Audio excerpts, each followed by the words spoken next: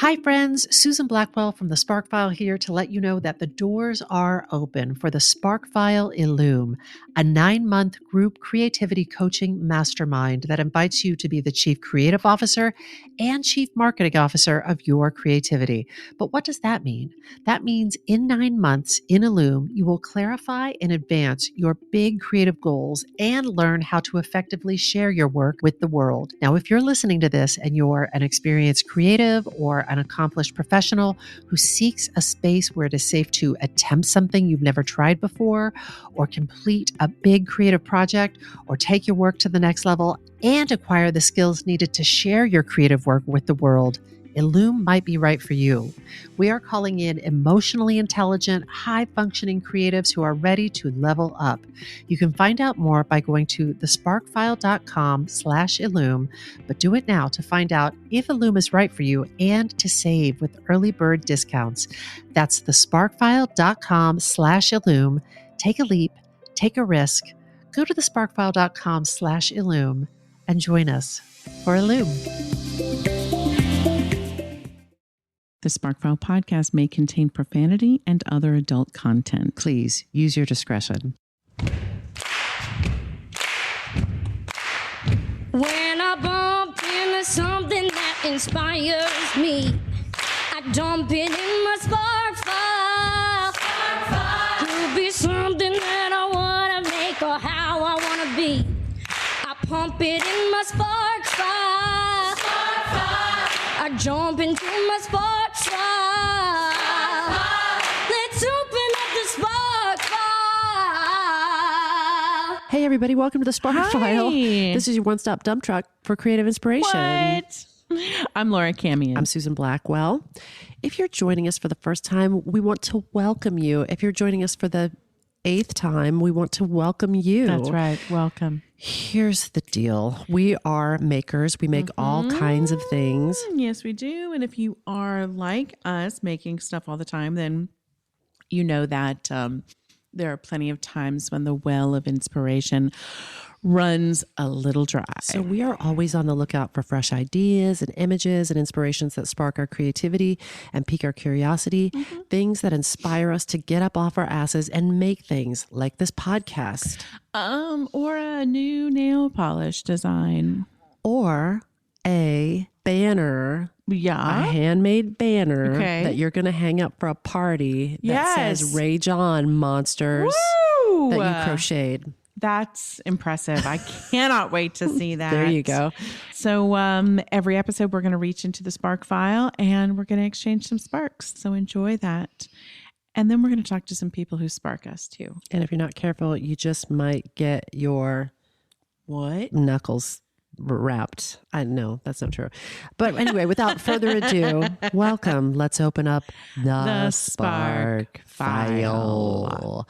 Should I go first? I think if you feel that urge, we should. I think I'm going to go for roll it. with it. I'm going to Great. serve you up I'm a spark. so excited. What is it? The name of my spark today is Be Kind. Everyone you meet is fighting a hard battle. Oh, That, of course, is a famous refrigerator magnet. A woman named Marjorie Pay Hinckley. refrigerator psychology. I think that's who said that, though.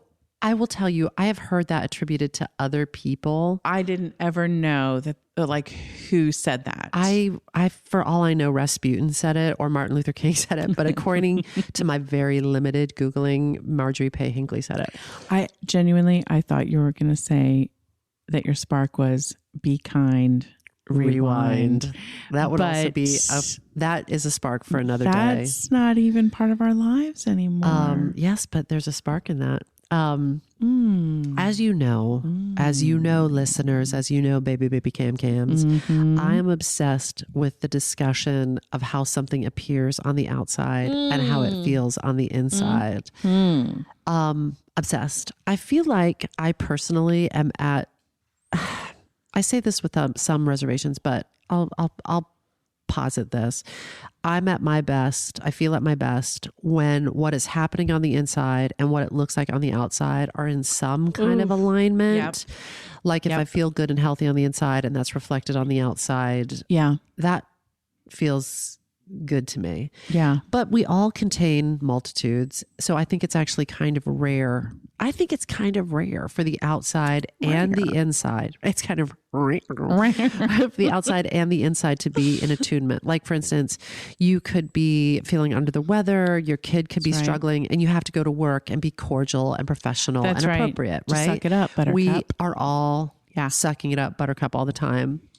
And this is especially true in the entertainment industry. There is, my God, so many smokes. So many smokes and so many mirrors. For fuck's sake.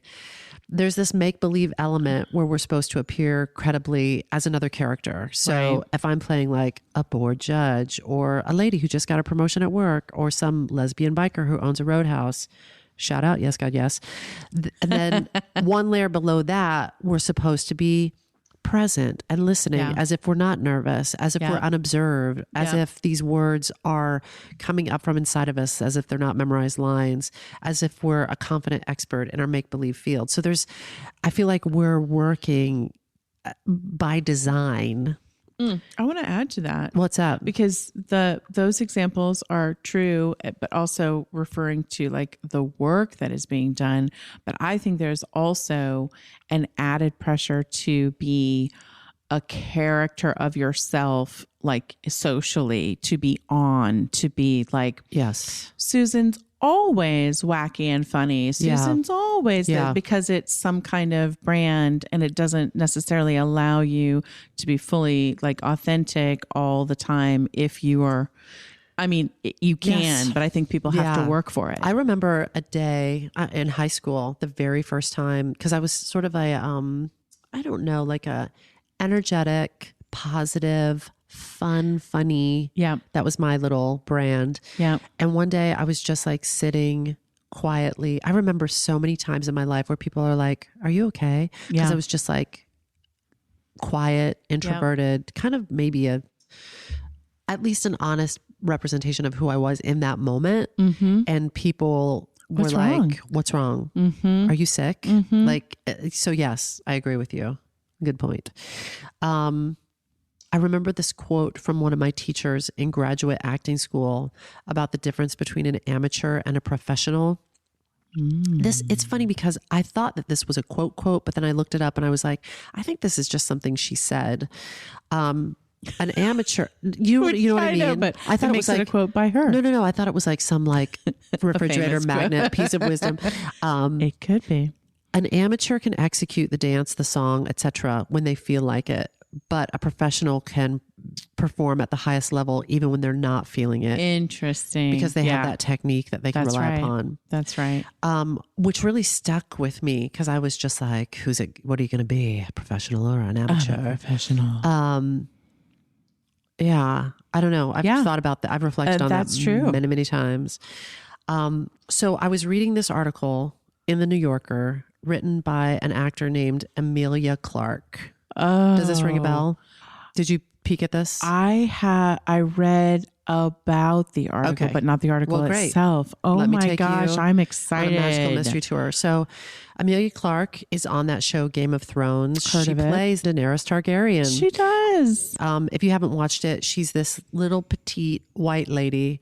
And on the show, she has this long platinum wig and she's often riding on a dragon's back. That's her hair. The creators of the show, Game of Thrones, that's what it's called. That's what I call it. Describe the character as a blend of Napoleon, Joan of Arc, and Lawrence of Arabia. Wow. Yeah. Holy crap. Yeah, them's big shoes, right?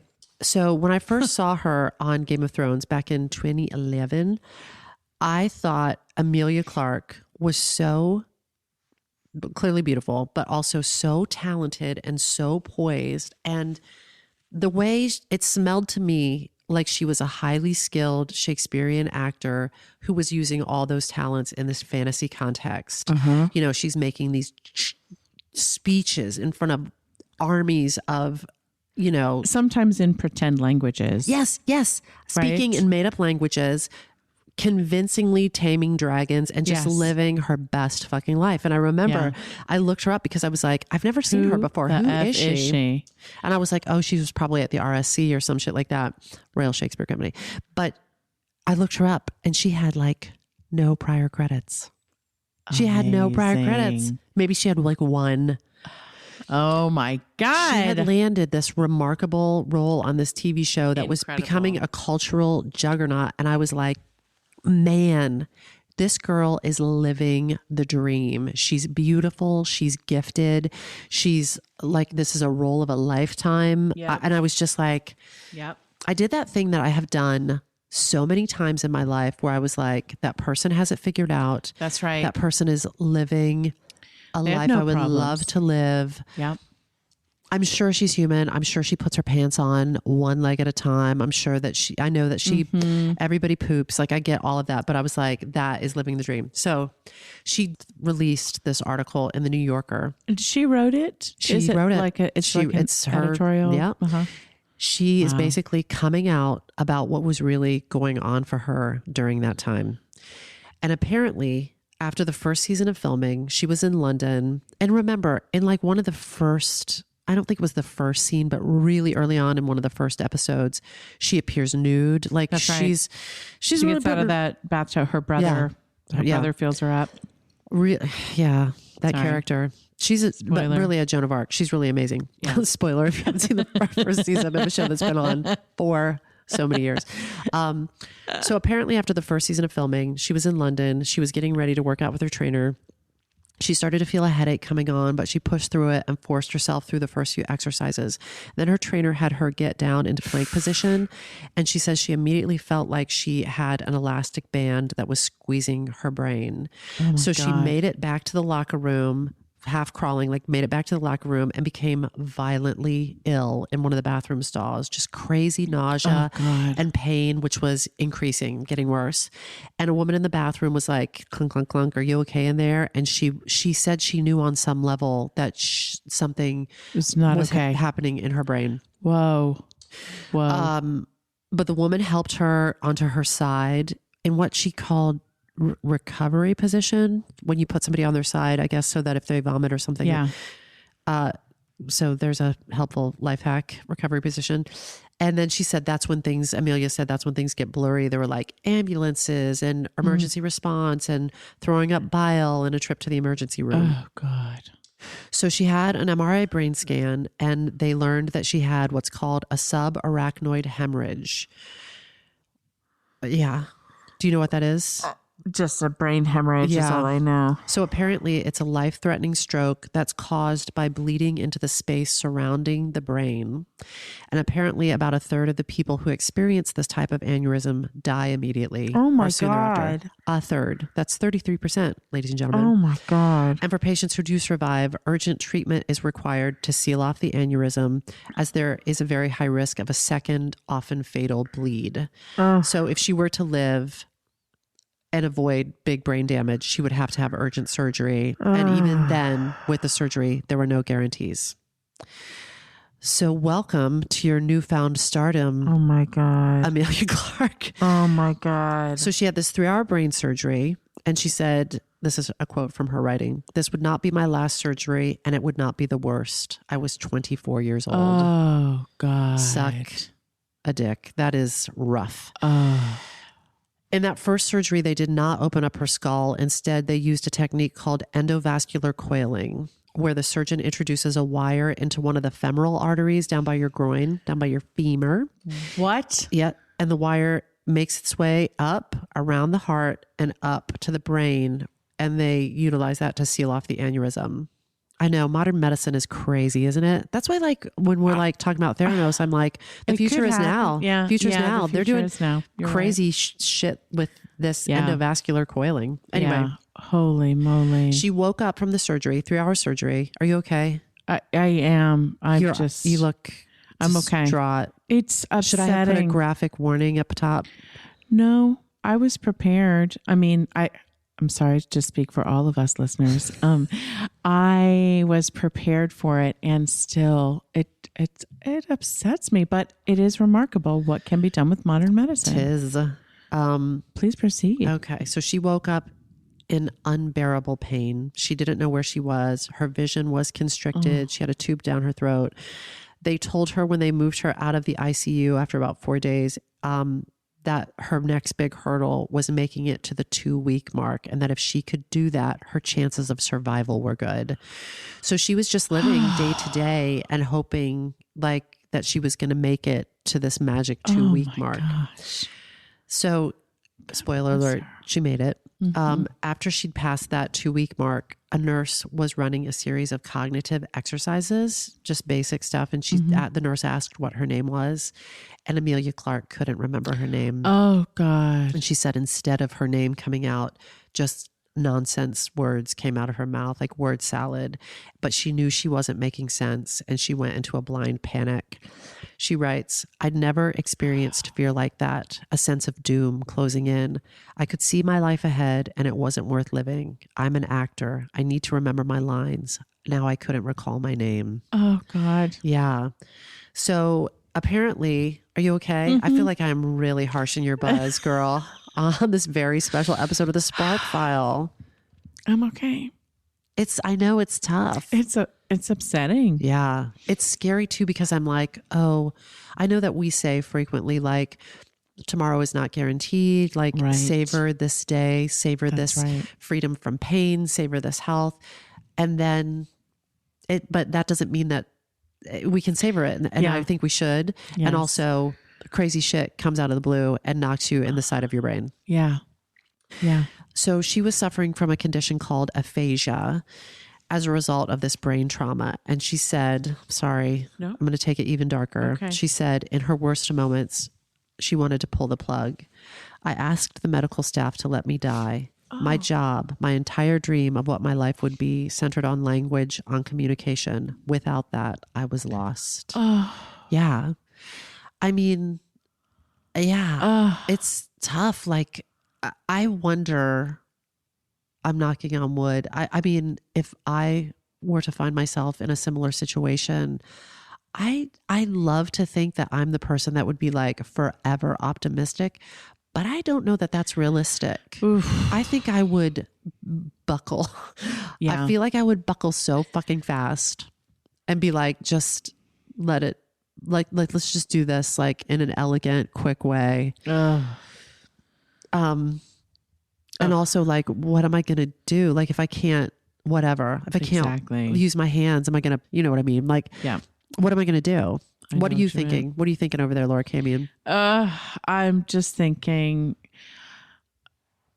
I can't even put words to it. I feel really emotional. Just the fear, I guess, is what struck me of, if you've ever had a moment where like you couldn't control your body Yeah. or your words or, something, that the way she described that fear and terror, like I've had just tiny glimpses of that, nothing compared, thank God, like nothing compared to that. But it's like no other feeling there is. Like you're so accustomed to not even thinking about like your hand, I'm going to reach for my glasses and it's going to do exactly what I'm Yes. thinking it's going to do. Yes. And for anything other than what you expect For it to go off the rails to like go that. off the rails is like, Really scary. it's really scary. I think that it just got my me. friends who have MS, and they call it the Zen disease, because each day that it sort of shifts the way that it manifests. So one day you might be like dizzy, and the next day you might be like, I have weird spatial relation. Yeah. Like I'm reaching for my glasses, but I'm not. I'm off by 2 inches. Yeah. Like that's not. I'm not an expert on MS. Yeah. I just went on TV, but they say Yeah. that the mark keeps moving, which Yeah. that's so scary. It's That you're out of terrifying. control, and the way that you're out of control keeps evolving. Yes. Yeah. It's really something. More strength to everyone who's like experiencing that. I wish more strength to people who are going through that. And I pray that if I am going through something like that, when I'm going through something like that, or I am walking alongside someone who's going through that I have the wherewithal to navigate that with some measure of grace. Yeah, absolutely. Yeah. So she was feeling so much pain that she was like, all of it, like telling them pain. to let her go. Yeah. But also like out of control of her language. But she said after about a week, the aphasia passed. And about 1 month after being admitted, she was able to leave the hospital for the first time. Oh a my month God. in the hospital. That's a month A month. in the hospital. She was able to leave, and she was preparing to do press interviews. Oof. And then a few weeks later, she was preparing to be back on the set for the second season of Game of Thrones.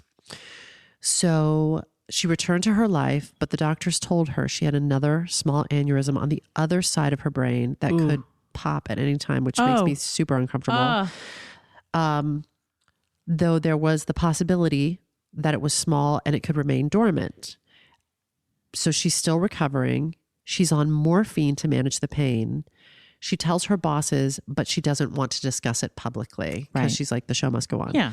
But I was also thinking, she doesn't go deeply into this, but there's also like this sword of Damocles hanging over her head of like the possibility of this other thing rupturing. Right. That's right. So I While think, she's halfway around the world in the because desert she's shooting in like Dubrovnik or whatever. Yeah. What's it called? I don't know. I don't know. Anyway, that seems scary to me. I don't know if that was the correct use of the metaphor, the sword of Damocles. I don't even know if you call the sword of Damocles metaphor. I'm just thinking about things that could like Bugs Bunny pianos or Wile E. Coyote anvils that could drop on your head at any moment. See, those analogies I understand, but I did not know the sword of Damocles. That'll be a different spark. Okay. All right. Great. Basically, Damocles, that he had a sword suspended above his head that could fall, but I at don't all remember why. times? Yeah. Okay.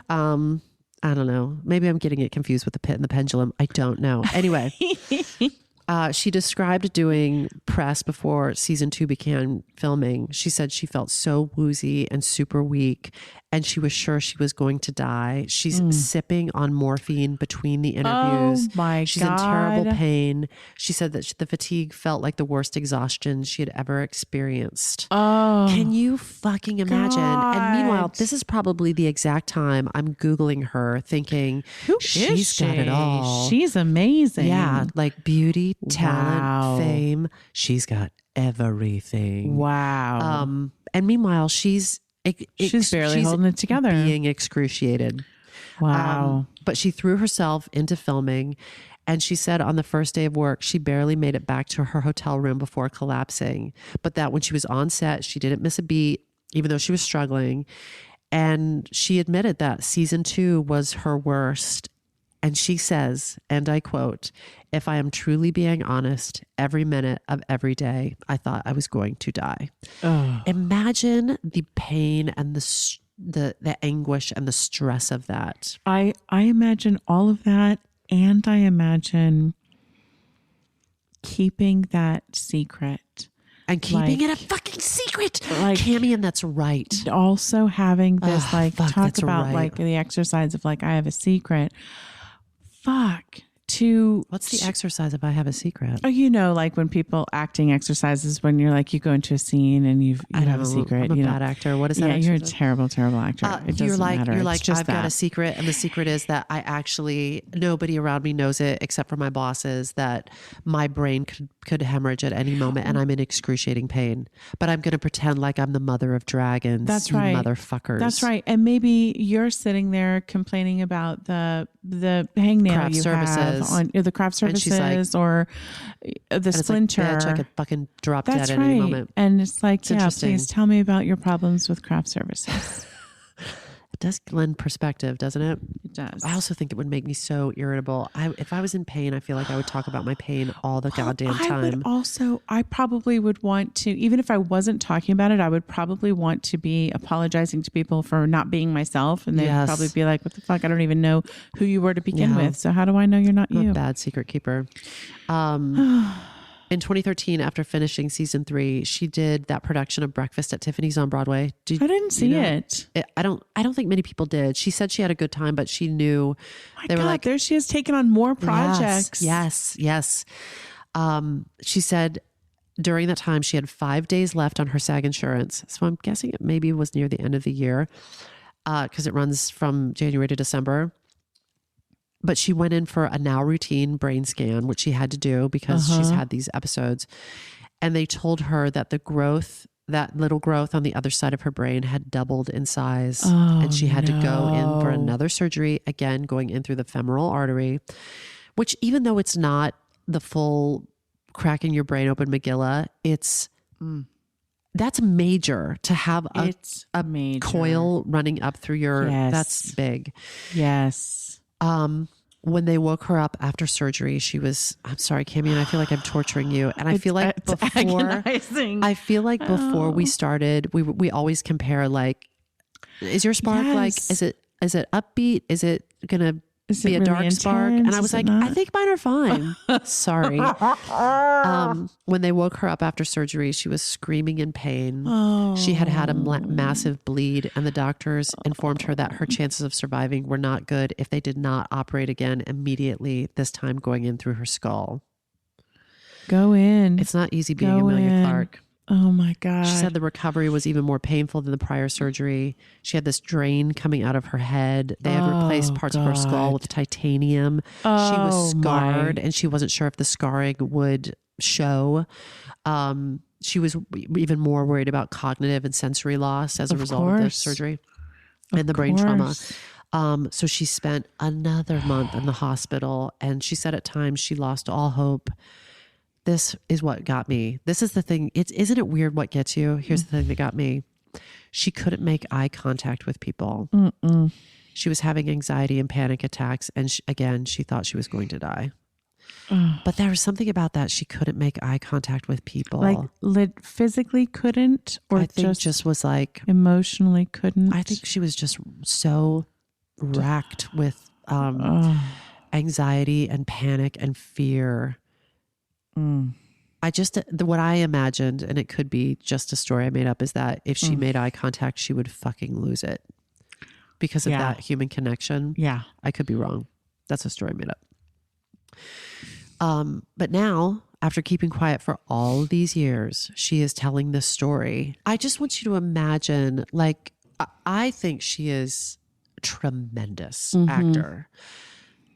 From not knowing any of this, I just thought she was so, like, in her power, so grounded and powerful little peanut, really like a real Joan of Arc. And she's awesome to look at, and I love her voice.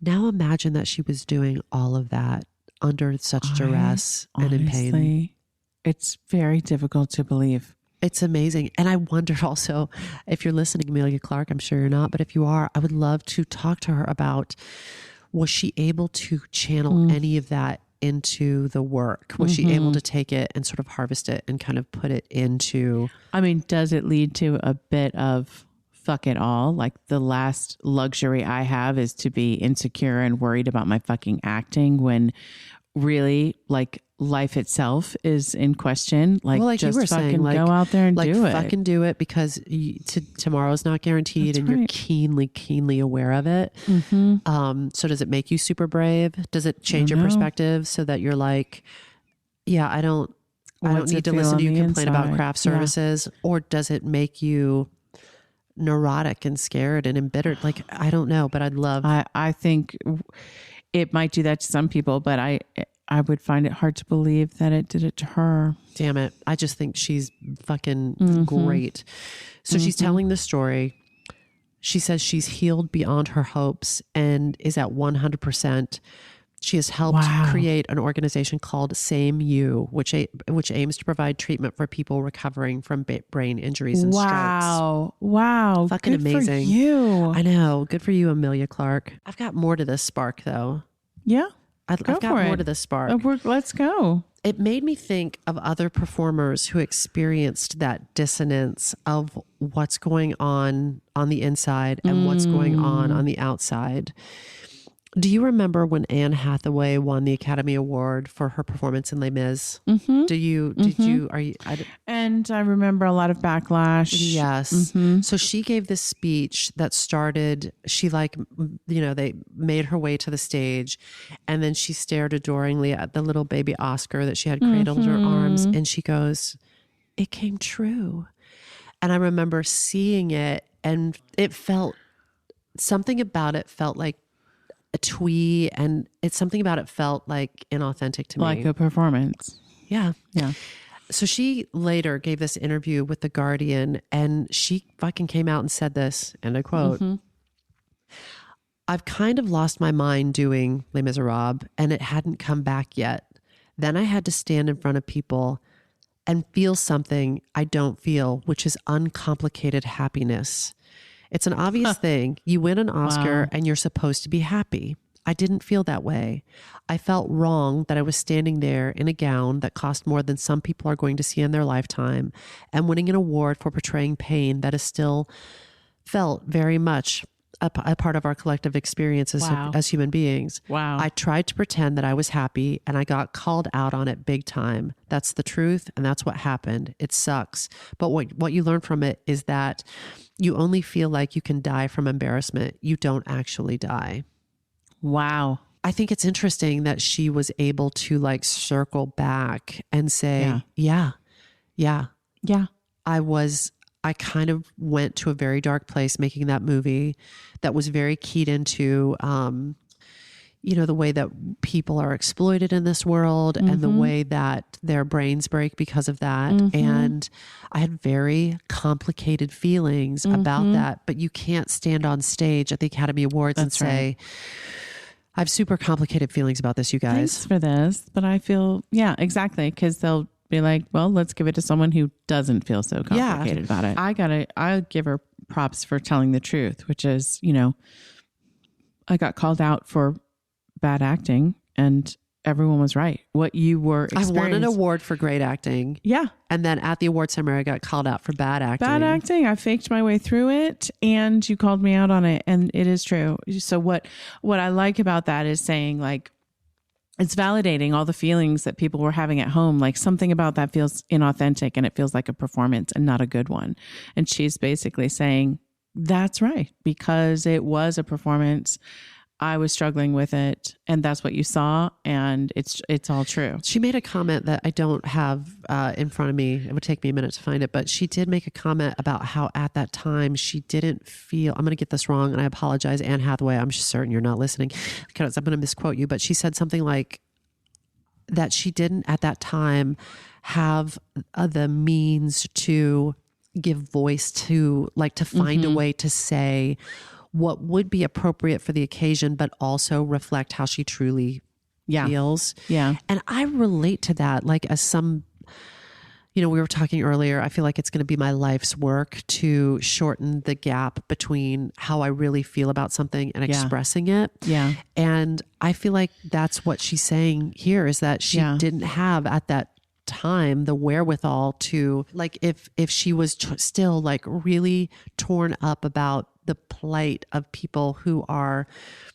sexually trafficked or, whatever it is, that she could have used that platform. But, like Maya Angelou says, you know better, you do better. And it's so, these lives are so public though, that, they're having their journey and it's so easy to take swings at people. But I also think we live in a weird time where in retrospect, we look back and we kind of apply today's rules to everything. And now we're in a moment where if you don't politicize something, it's it's almost surprising. Like we have an expectation that Glenn Close wins something for the wife, she's going to talk about the plight of women for decades as a support system to men. And it's expected. But we haven't always lived in this moment. And we haven't always expected actors to make a comment on. And sometimes when they do make the comment, they get fucking that's right. slapped down for that. That's right. That's right. I loved what she said about you only feel like you can die from embarrassment. You don't actually die. And it reminds me of John Mulaney and sort of like when you fail, like how do you process failure? How do you let me try that again? Yeah. And I feel like Anne Hathaway is like, she is living in the, let me try that again. Let me try that again. Let me get closer to my authentic voice, which I love. But again, it points up the spark that I'm interested in today is that dissonance between what's going on the inside when the world is like, you just won the Academy Award. Yeah. What are you going to do now? I'm going to Disney World. Like, Yes. that's what the world expects or projects onto you. And you're like, I have more complicated feelings than that, you know? Yeah.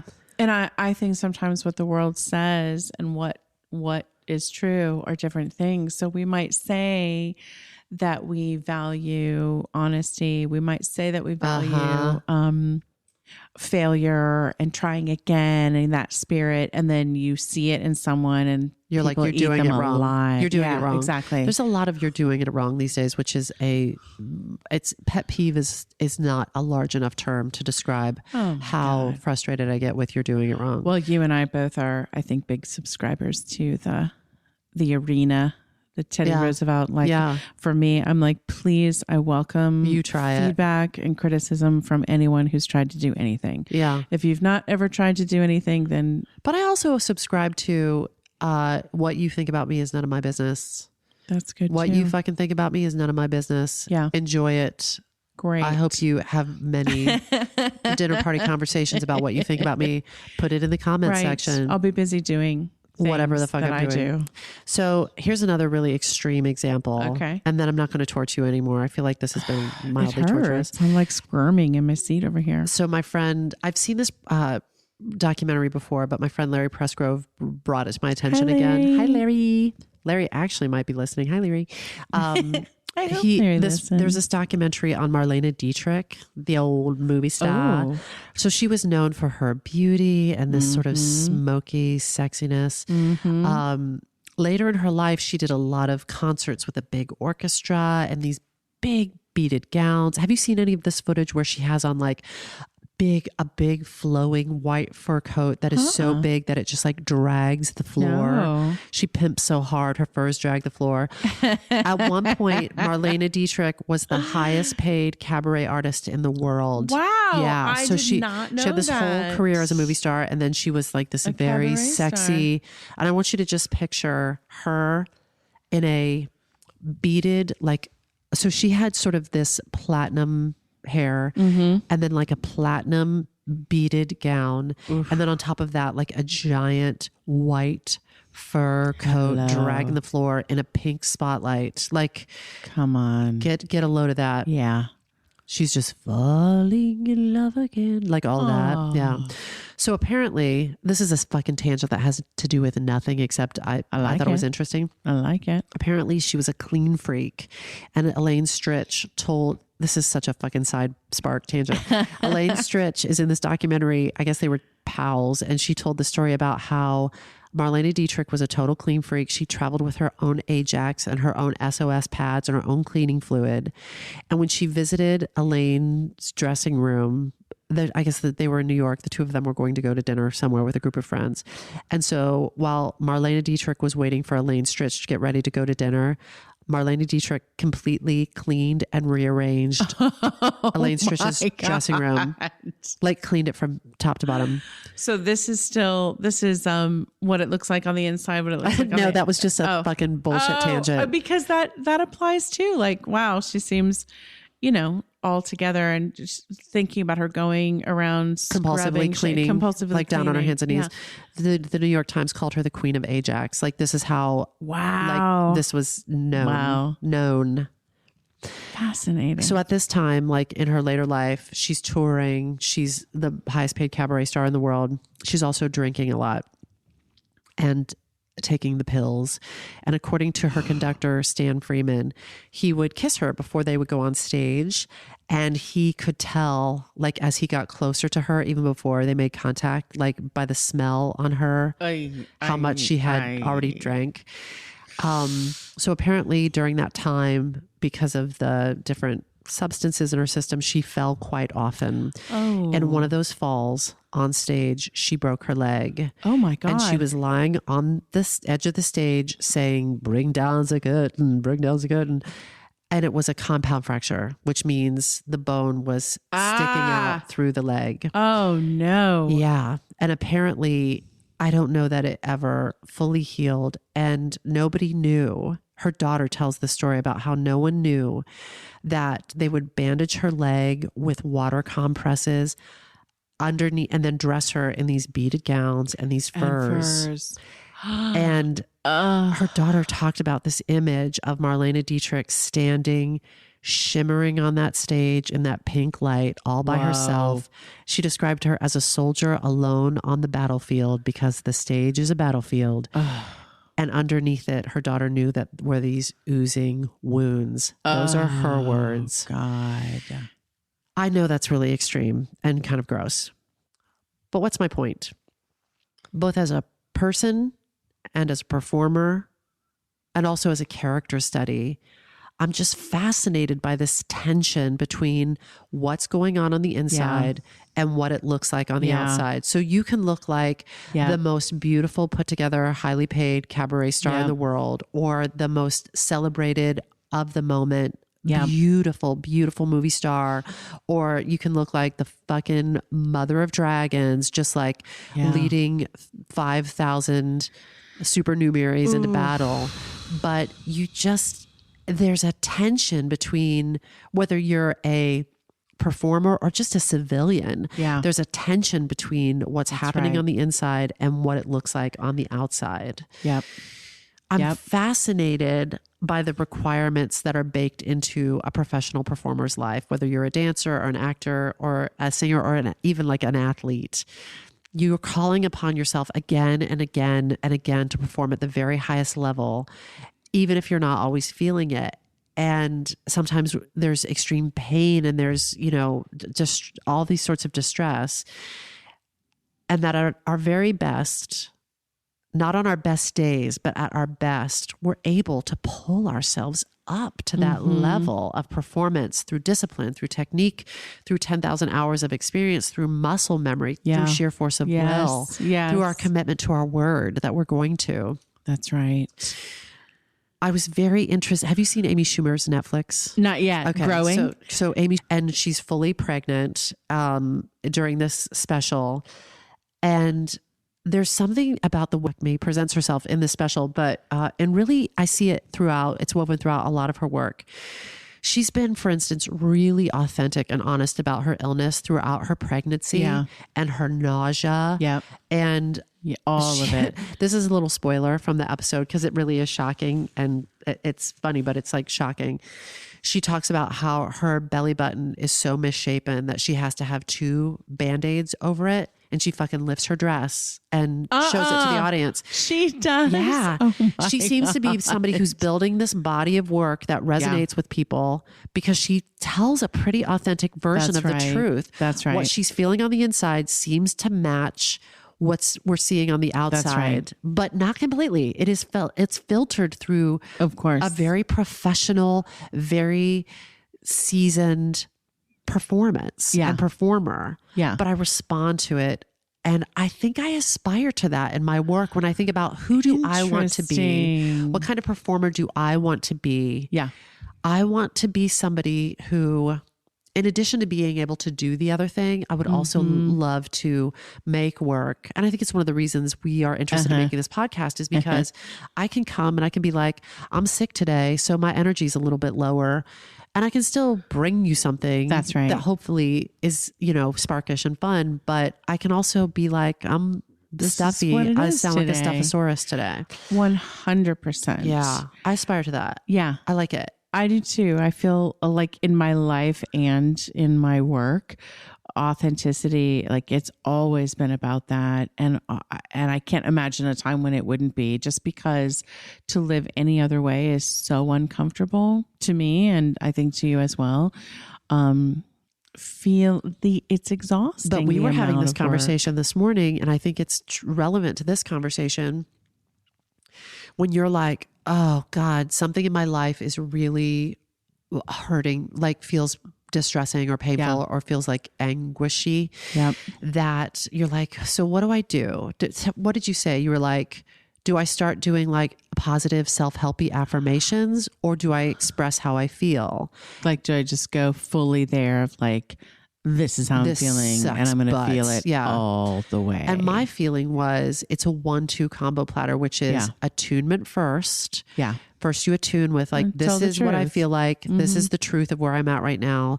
This is what it feels like in my body. This is what it feels like in my heart. And then after you've had that self-expression opportunity, then you can decide what you're going to do about it, what action you want to take, and what you're aspiring to. And then you can get into like the affirmation and that sort of thing. But if you try to skip that step of attunement, I think that's when you have a weeping wound under your bugle beaded gown. That's what I think. There's nothing more to say. We must end on that note. I will end on this note. This quote from Marjorie Pay Hinckley or Rasputin or Martin Luther King or whoever it came from. Be kind. Everybody you meet is fighting a hard battle. Oh, girl. And on that note, I got to pee. The spark! You got a spark for me, girl? I got a spark for you. What you got for me? First I've Spark got it a up. burp. I got to eat this. Okay. Good. So my spark this week is called The Lumberjills. Did you read about the Lumberjills? I don't know this what week? you're talking about, Okay, good. but it's cute as fuck. Look The at your cute little face. Lumberjills. So my grandpa grew up in Brooklyn. It's my dad's whole family, and even I was born in New York as well. And It's my crazy. I always forget that. I always think of you as just Midwestern through and through. Kansas. I know, but I grew up in Long Island until I was like 7, and then we moved. But my dad's Brooklyn, and my grandpa as well, on Flatbush Avenue. Huh. But some of my grandpa's photos show him in Oregon around like 19 or 20, just a strapping, handsome, shirtless guy, like surrounded by a bunch of other guys, and trees. Huh. What is this, you might ask? What is it? What was Grandpa doing in Oregon? It turns out my grandpa before the war was part of the CCC, which is the Civilian Conservation Corps. Nobody in my family, although if any of my family's listening, first of all, hi. Second of all, maybe someone knows about this and I just haven't talked to you about it, but and no one in my immediate family has a great deal of knowledge about his time in Oregon. So I got inspired this week to look a little bit further into it, and I'll tell you why in a minute. But the CCC was part of Franklin Roosevelt's New Deal. Sure. And I'm saying that like I know what the fuck I'm talking about. These are things I remember, these phrases from history class. This is what's so I also crazy don't know what to the me. fuck. If like when you like I can know that my grandpa was in Oregon, and I can also know about the New Deal, and yet not Put these things together, Sure. right? Yep. So the New Deal was established by FDR to help with the extremely high unemployment in the Great Depression. And he believed in conservation, and he also believed in universal service for youth, so having to contribute in some way, which I do think, topic maybe for another day, but I do think that where we are now could be, a result of a number of generations not having to give anything. Like we've had the privilege of being able to be like, it's cool, I get all this and I don't have to. I can play video games all day. All day. Is that what the kids are doing? Grandma Susan, shut up.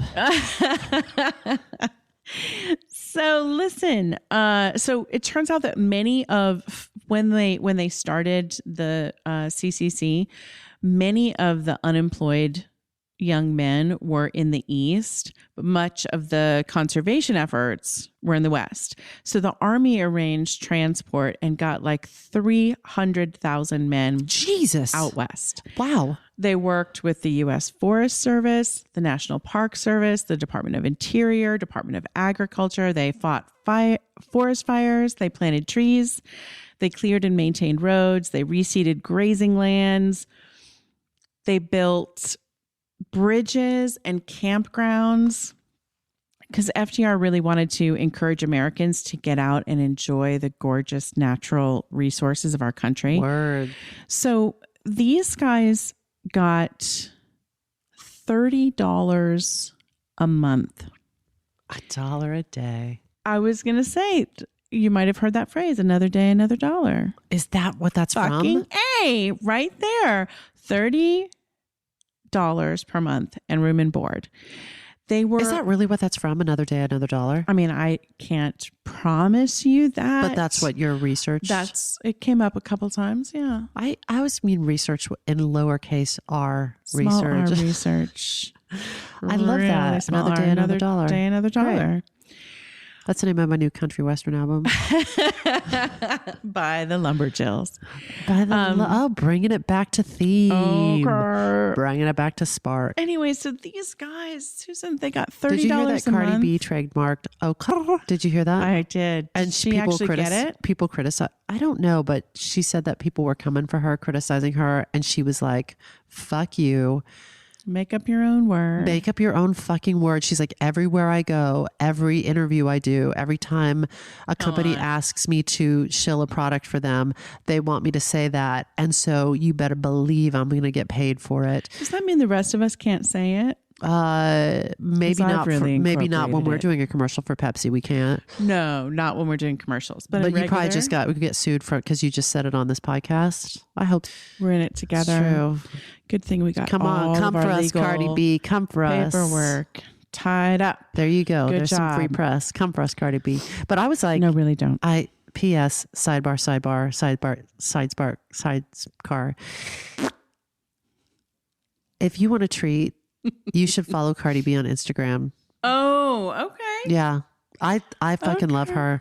I love her. I think she's super talented. Yeah. I love looking at her. And I was like, you are a wise little Buddha. She is. She's just like authentic. She's authentic. She's her own to the point of like what's on the inside seems to match what's on the outside. And I think she's fucking smart and talented. And I don't know. I just I like her take on things. I have to say that when I thought in advance about talking about my grandpa's time in the CCC, it didn't occur to me that Cardi B might make her way in. We're full of surprises. Grandpa, meet Cardi B. Oh, I love it. Somewhere in heaven. I'm sorry. So you were saying? Anyway, it's not. It's It's not important. Let's just shut it down Let's now. just talk about Cardi B. Yeah. Anyway. Sorry, fucking derailed you. Where were we before I pulled you off track? These guys were paid $30 a month. Yes. And they got room and board. They were required to send $25 a month back home to their families. So they were living on $10 a month, but they got room and board. $5. $5 a month is what they got. Wait. $25 is what they had to send send home. $25. Sorry, I didn't hear the $5. So they got room and board. Yeah. And they had $5 spending money. Yeah. That's right. Jeez. They signed up for 6 months at a time. What year is this? The 20s? The 19s and This the 20s? would be the 30s. So like 30s. 33 to about 42. How far did $5 go? Well, everything else is paid for. So I know, but what do you get? Some penny candy? Maybe some cigarettes. Wow. I really don't know. A little bit of hooch? These guys signed up for like 6 months at a time, but the whole program lasted like 9 years. It was disbanded when World War II started, or they needed when the men. America joined the fight, and they needed the guys. Wow. Yeah. At one time, it's estimated that about 5% of the U.S. male population participated in it. Women were not allowed. So by the time it was over, this tree army, FDR's tree army, as it's called, had planted more than 3.5 billion trees. That's a lot of trees. Or as we say in this house, that's a lot of trees. That's a lot of trees. And more than 700 new state parks were established by these guys. So their legacy Jeez. lives on. That's baller. It is. Did you say baller. 700 700 state new parks? state parks that people still Did you say use to 700 this day? I said nude state 700 parks? Nude parks. That is a huge, awesome accomplishment. Yeah, it's pretty good. It's pretty good. But it was also good for these guys. You know, some of these guys learned to read while they were there. They had classes for all kinds of things, from cooking to boxing to journalism to whatnot. And they were also just shredded from like all that manual labor. That's right. These pictures of my grandpa are a little bit like, grandpa. What? I want to see those pictures, and I mean that in the most wholesome possible way. Handsome man. I love that. Is this your dad's dad? That's my dad's dad. Oh, yeah, I can't. My dad's pretty handsome. Can't wait to see those pictures, girl. So you'll see him. But what's really sad is as I got into the research, it seemed like even the government doesn't have great records. Really? I discovered, at least in Oregon, where my grandpa was, they're still trying to kind of piece together the history. And they're hoping people will like send in their memorabilia and photos if they have it. So I'm thinking I actually might send those photos of my grandpa in to Oregon and help out there a little bit. Awesome. Scan those. That's right. Email them. Interestingly, the thing that got me thinking about this week was an article in the New York Times by Emily Ludoff. So over here in the U.S., while the CCC was winding down because all of our men were headed to go to war, Britain, on the other hand, was gearing up and creating the Women's Timber Corps, playfully called the Lumberjills. That's the name of our new bowling team. Lumberjills. If we lived in Portland, our bowling team would be called the Lumberjills. We probably have competition with other Lumberjills there. I feel like or it could be our roller derby team too, the Lumberjills. You know, I've always had a secret fantasy. And then our tag would be like Timber. Oh, right? We're knocking them down. Timber. You're going down. I'm yelling timber. I like it. Right? I like it. So over here in the U.S., it was like Rosie the Riveter, and women were going into factory jobs. Yeah. In England, women were enlisted to like cut down trees for all different purposes, from telegraph poles to making like pit props for the guys who are going to be in the trenches, railroads, all that stuff. I never heard that term before, pit props. Pit props. And that's literally in the trenches. Like in the trenches. Yeah. But that's what they needed like the wood for. Yeah. And many of those women were city bred. They didn't know anything about trees. They got like a month of training. I love it. But suddenly they're like these forestry workers. They're swinging axes and driving tractors, cutting saws, like using cut saws. They didn't have chainsaws, so they're literally cutting down. They're doing the old that's right. back and forth. Mm-hmm. Fuck. So I bet they were getting shredded hard too. Labor, yes. Get it, ladies. But like supplies from other countries were cut off, so it was literally essential. The work, like, just imagine going to work every day and just feeling like what you're doing is essential. That's great, right? Yeah. Just a great sense of purpose. So obviously, I'm not an expert on either of these topics, but I felt inspired this week by that article. I felt inspired to just keep learning about like fucking cool things like the Lumberjills that I didn't even know existed, but also my own like family history, because, you know, there's forgotten stories in there that can be utilized. Absolutely. You know what, Cams, I love the idea of you. You're a writer. You can write a screenplay. You know what's what. Like, you could really write something beautiful about your, that like a legacy piece about your grandfather's experience where, you know. That would be pretty cool.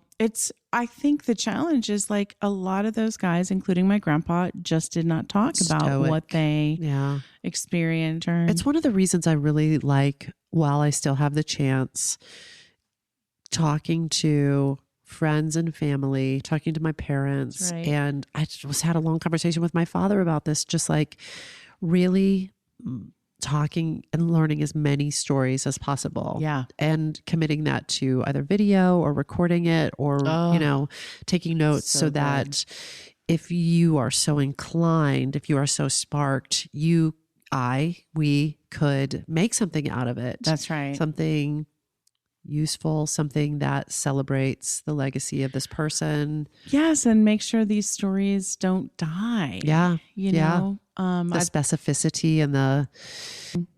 I've been interviewing my dad Yes, recently girl. because my dad's got a bunch of stories. Good. And one in particular about a coach that he grew up with, a coach that was so like now in our PC world would be, he wouldn't have a job for like half an hour before being Wow. fired. And yet had a profound impact on not just my dad, but so many other guys who turned out to be incredible human beings, despite what we would now label as totally inappropriate Isn't that behavior. interesting? Yeah.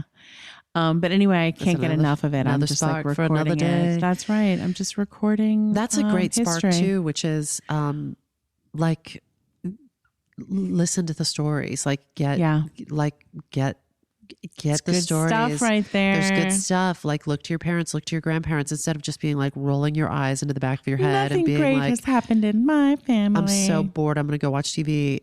Start talking, start listening, start recording.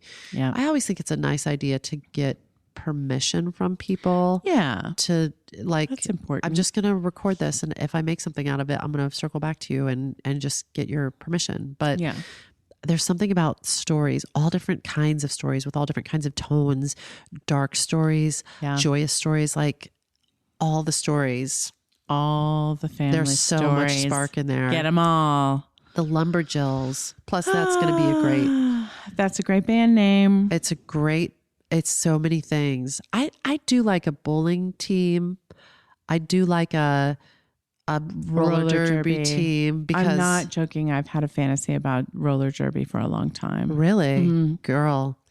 Yeah, I feel like I might have missed a calling. Maybe your name, maybe your roller good. derby character name is Lumberjill, and maybe when you take somebody down, you're like Timber. I like it. Shit. Guess what? This has been another episode of the Spark File. We hope that something that happened today put another bunch of sparks in your file. If there is a spark that you know of that you would like us to explore, or if you've experienced a spark that you'd like to share, why don't you just go on and email us at thesparkfile@gmail.com. Yes. And while you're at it, while your fingers are on the keyboard, be sure to subscribe to this bucket of life, wherever you get your podcasts. Subscribe, rate, and review. Those are the key. That's the 3-step process that will lead to our success. That's all we ask of you. Come on. Subscribe, rate, and review, friends. I guess we also ask this, that if something tickles your fancy, if something gets you going or excited, then just please, please, please promise us you'll take that spark and fan it into a flame. You got to divine it. You got to mine it. You got to design it. Then you got to refine it. You just got to take it and make it. This has been the Spark. Thank you so much. Thanks, Cams. Thanks, Blackwell. The Lumberjills. When I bump into something that inspires me, I dump it in my spark file. Could be something that I want to make or how I want to be. I pump it in my spark file. I jump into my spark file. Let's open up the spark file.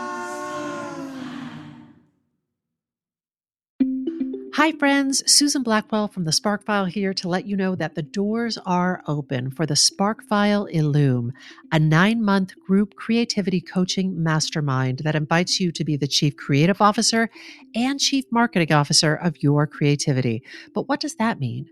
That means in 9 months in Illume, you will clarify and advance your big creative goals and learn how to effectively share your work with the world. Now, if you're listening to this and you're an experienced creative or an accomplished professional who seeks a space where it is safe to attempt something you've never tried before, or complete a big creative project, or take your work to the next level and acquire the skills needed to share your creative work with the world, Illume might be right for you. We are calling in emotionally intelligent, high-functioning creatives who are ready to level up. You can find out more by going to thesparkfile.com/Illume, but do it now to find out if Illume is right for you and to save with early bird discounts. That's thesparkfile.com/Illume. Take a leap, Take a risk. Go to thesparkfile.com/Illume and join us for Illume.